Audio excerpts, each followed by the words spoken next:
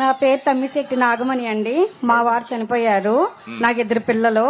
నేను ఇళ్ళకి వెళ్ళి గిల్టు నాగులు అమ్ముతా ఉంటాను. గిల్టు నాగులండి, చెవులు గాజులు అలాంటివి, దండలు అవన్నీ అమ్ముతాను. నాకు వచ్చే ఆదాయం రోజుకి 200 నుంచి 300 రూపాయలు వస్తాయి.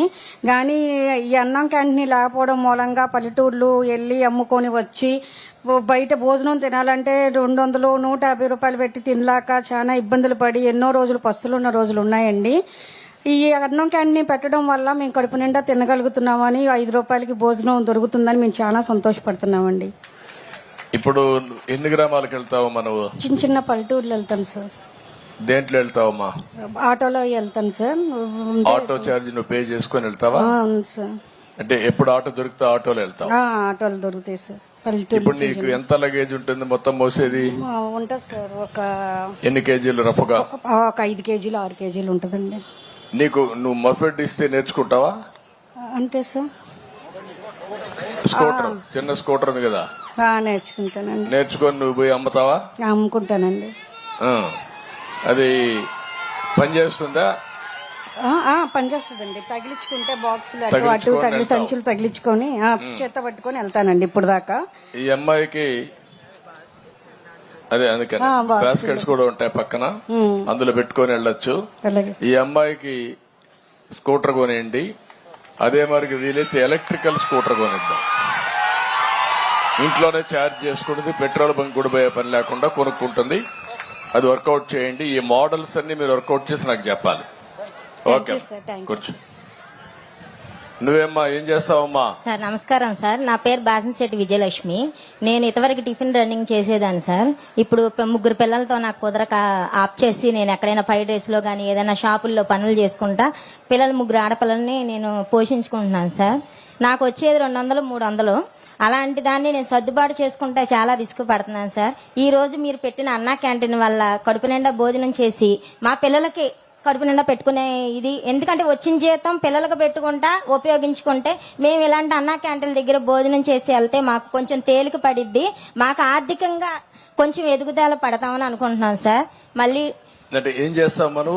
టిఫిన్ బండి పెట్టేదాన్ని సార్. నేను ఇప్పుడు బయట షాపుల్లో వాటిలో చేస్తున్నాను, పని చేస్తున్నాను. అది కుదరట్లేదు పిల్లలతో. ఒకసారి వెళ్ళి ఒకసారి వెళ్లకుండా చాలా ఇబ్బంది పడుతున్నాను సార్. 3 ఆడపిల్లల్ని పోషించుకుంటాం. ఈ రోజుల్లో చాలా కష్టం అయిపోయింది, కానీ తప్పని పరిస్థితి మీద వెళ్తున్నాం సార్. మేము ఏం చదువుతారమ్మా మీ పిల్లలు? బీటెక్ చదువుతున్నారు సార్. 2 పాపలు VKRNBలో చదువుకుంటున్నారు. 3వ పాప నలంద స్కూల్లో చదువుతుంది సార్. బాగా చదివిస్తున్నాను సార్. బాగానే చదువుకుంటారు సార్. ఫ్రీ సీట్ మీదే కష్టపడి చదువుకుంటున్నారు సార్. ఇప్పుడు ఆ ఫీజు ఇన్వెస్ట్మెంట్ పడక చాలా ఇబ్బంది పడ్డాం సార్. మొన్న చెప్పాను సార్. ఒకప్పుడు మీరు కాలేజీకే నేరుగా పెట్టేవాళ్ళు, మమ్మల్ని పేరెంట్స్ ఎప్పుడు ఇబ్బంది పెట్టలేదు. ఇప్పుడు నేరుగా తల్లుల ఖాతా అని చెప్పి పెట్టినాక పేరెంట్స్ ని ఇబ్బంది పడుతున్నారండి కాలేజీ వాళ్ళు. అమ్మ మీకు వచ్చేది మాకు అనవసరం, మీరు పిల్లలకి మీరు పే చేయాలని చెప్పి మమ్మల్ని అడిగారు. మేము చాలా ఇబ్బంది పడి ఎంతో మందిని అడిగాము, అప్పులు చేసుకుని కట్టాల్సిన పరిస్థితి వచ్చింది. ఇప్పుడు మళ్ళీ మీ రాజకీయం వచ్చిన తర్వాత మా పిల్లలకి ఎటువంటి భయం లేదు, నేరుగా కాలేజీ ఖాతాలో పడిద్ది, మాకే ఇబ్బంది ఉండదు. ఉద్యోగాలైనా సరే చదువుకున్న వాళ్ళకి ఉద్యోగాలు లేక ఎంతో కష్టపడి బయట కూలి పనికి వాలంటీర్లకి ఆటికి ఇటుకి వెళ్తున్నారు సార్. రేషన్ షాప్ కానీ మీ IMEలో ఎంతో మంది ఇంజనీరింగ్ జాబ్ చేసుకుని హైదరాబాద్ కానీ ఎక్కడైనా సరే ఉద్యోగం చేసుకునే స్థామత కలిగించారు. ఇప్పుడు ఆ ఉద్యోగాలు కరువైనాయి. మళ్ళీ మా పిల్లలకు మంచి రోజులు వచ్చినాయి, మళ్ళీ ఉద్యోగాలు కల్పిస్తారని మేము చాలా ఆనందపడుతున్నాం. ఈ రోజు అన్నా క్యాంటీన్ ద్వారా మాకు కడుపు నిండే ఉపయోగం కల్పించారు. బిజీ కాడ బస్టాండింగుల దగ్గర ఎంతో మంది పెద్దోళ్ళని చూడనోళ్ళు అస్తవ్యస్తంగా అడుక్కుంటూ ముద్దపూట గడవక బ్రెడ్ తింటారు, టిఫిన్ తింటా యాతన పడుతున్నారు. అలాంటి వాళ్ళకి ఈ అన్నా క్యాంటీన్ ఎంతో ఉపయోగకరం పడిద్ది. 2 పూటల కడుపు నిండా భోజనం చేసే అవకాశం కలిగిద్దని మేము చెప్తున్నాం సార్. ఇలాంటి అవకాశం ఇచ్చిన చంద్రబాబు నాయుడు గారికి, ముఖ్యమంత్రి గారికి మేమేమి ఇచ్చుకోగలం? ఆయన పాదాబంధనం తప్ప. ఇసుక వ్యాపారం చేస్తారు సార్. అది ఇప్పుడు మొన్నటిదాకా ఇసుకలు లేక మేము రోడ్డు మీద బండి పెట్టుకునే పరిస్థితి అప్పటి నుంచే స్టార్ట్ అయింది సార్.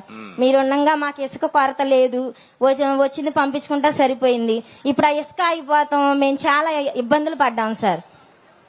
మీరు కూడా ఏం చేసుకుంటే బాగుపడతారో భార్యాభర్త ఆలోచించండి అమ్మా. కలెక్టర్ చెప్తాను, ఆ, ఏం సరే చేయాలో సార్. చెప్తాను. Thank నీకు you, ఎంతమంది sir. పిల్లలమ్మా?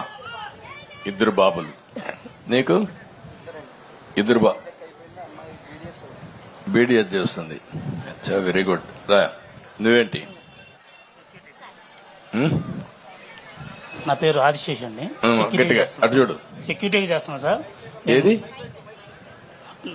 హలో, నా పేరు ఆదిశేష్ అండి. నేను సెక్యూరిటీగా చేస్తున్నాను. ఎప్పుడైనా భోజనం తెచ్చుకున్నప్పుడు అన్నా క్యాంటీన్లో భోజనం చేసేవాడిని. గత 5 సంవత్సరాలు అన్నా క్యాంటీన్ లేక చాలా ఇబ్బందులు పడ్డాం. మళ్ళీ రీఓపెనింగ్ చేయడం వల్ల మాకు చాలా సంతోషంగా ఉంది. ఓకే, మరి నీకు ఎంతమంది పిల్లలు? 2 ఆడపిల్లలు సార్. 2 ఆడపిల్లలు. ఓకే, రా. నువ్వేం చేస్తావు చెప్పు. నేను ఆటో డ్రైవర్ అండి. నా పేరు రేమల్లి రజనీకాంత్. మాది పక్కనే ఉన్న ఒలివర్తిపాడు గ్రామం. 5 కిలోమీటర్లు ఉంటుంది సార్ ఇక్కడికి. మేము డైలీ వచ్చి టౌన్లో తోలటం కాకుండా అన్నా క్యాంటీన్ వల్ల ఉపయోగం ఏంటంటే లోకల్గా కాకుండా మేము ఉయ్యూరు కానీ పామారు కానీ వెళ్ళినప్పుడు, మేము డ్రాపింగ్కి వెళ్ళినప్పుడు మాకు మళ్ళీ ఇటు రావాలంటే ఒక 2 గంటల సమయం పడుతుంది సార్. ఆ సమయంలో మేము అన్నా క్యాంటీన్కి వెళ్ళి భోజనం చేసిన అనుభవాలు చాలా ఉన్నాయి సార్. అంతేకాదు సార్, నేను 2017 వరకు ఆటో డ్రైవర్ని సార్. 2017లో ఎస్సీ కార్పొరేషన్ ద్వారా ఓనర్ని అయ్యాను సార్ నేను, మన గవర్నమెంట్లోనే సార్. అంతేకాదు సార్, ఆకలి సావులు అన్నది 2020-21లో నేను చాలా చూశాను సార్. అవి కరోనా సావుల కింద లెక్కగట్టారు కానీ అన్నం లేక చనిపోయిన వాళ్ళు చాలా మంది ఉన్నారు సార్. ఆ సమయంలో నేను దగ్గరుండి చాలా చూశాను సార్. నేను హాస్పిటల్కి తీసుకెళ్తున్న సమయాల్లో బోల్ మంది చనిపోయారు సార్. ఎలా చనిపోయాడు అంటే 3 రోజుల మట్టి అన్నం లేదు, 4 రోజుల మట్టి అన్నం లేదు. అదే సమయంలో అన్నా క్యాంటీన్ కనుక ఉంటే కొన్ని వేల మంది బతికేవారు సార్. అది నేను చాలా దగ్గర నుండి చూశాను సార్. అది నా బాధ నాకు తెలుసు సార్. మా వాళ్ళే.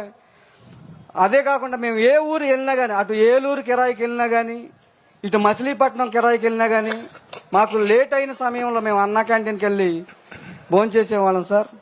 ఈ నా అన్నా క్యాంటీన్ మీద నాకున్న అనుభవాలు సార్. Thank you. ఇప్పుడు నువ్వు ఆటో తోలుతున్నావు కదమ్మా? అవును సార్. సొంత ఆటోనా? సొంత ఆటో సార్. పెట్రోలా డీజిలా? డీజిలే సార్. డీజిల్. దీన్ని ఇప్పుడు ఎలక్ట్రికల్ వెహికల్ గా మార్చుకుంటే నీకు ఖర్చు తగ్గుతుంది కదా? తగ్గుతుంది సార్.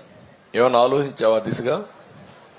ఆలోచించాను కానీ సార్, ఉన్నది దానికి సరిపోతుంది సార్.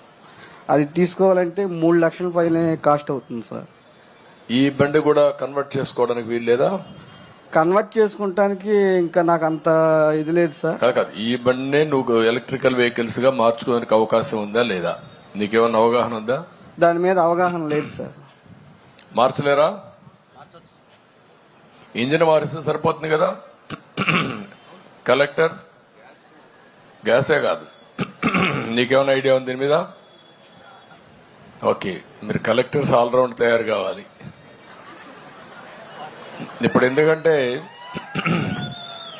ఓకే, ఇప్పుడు ఎలక్ట్రికల్ వెహికల్స్ గా కన్వర్ట్ చేసుకుంటే ఆటోమేటిక్ గా నీ కాస్ట్ తగ్గుతుంది, ఖర్చు తగ్గుతుంది, ఆదాయం పెరుగుతుంది.